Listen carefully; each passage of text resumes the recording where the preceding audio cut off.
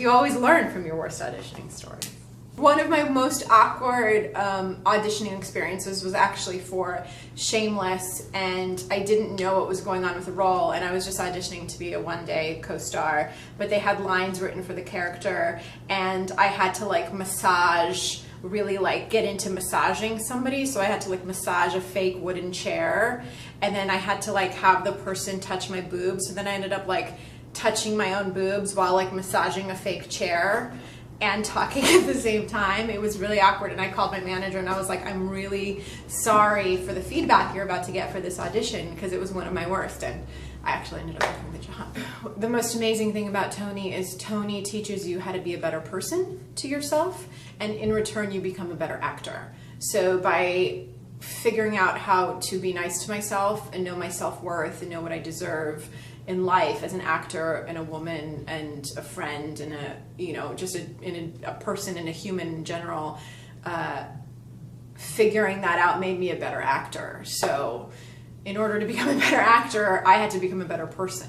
I was at like an all-time low, like the lowest of the low, and Tony was like, you have to throw all of your spaghetti on the wall and see what sticks. And I'm like, Tony, I don't have any spaghetti to throw. Like, that's how dark of a time it was for me. And something flipped, like a switch flipped in class, and I realized I was judging myself for being an actor because so much of our talent is judged by success in this town and not by actual talent. And so I was so concerned about what my resume said instead of what kind of actor I was.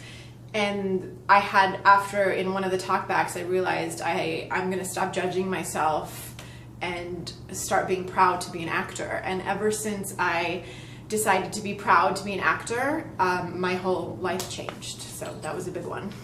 It's all the cliches you can think about. I've been told I'm too white, I'm not white enough, I'm too fat, I gotta fix my teeth, I gotta change my nose, I gotta change my last name. I've run the gamut of stereotypical things that you get heard and that you hear in Hollywood. So I think the most important thing is just you have to have self-love. So, and that's, I think, the only way to get through it, and a thick skin. A very thick skin.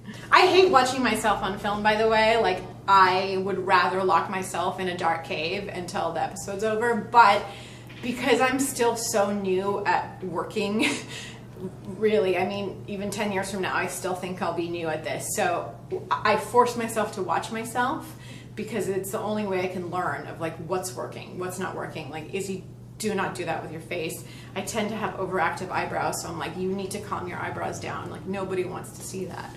So I think it's a good tool to have. I think listening has taught me to relax because it forces you to just kind of sit still and be present to really hear the other person. So listening has forced me to just take a breath and relax, and you'd be so surprised to know what comes through your body when you just sit still and listen and breathe.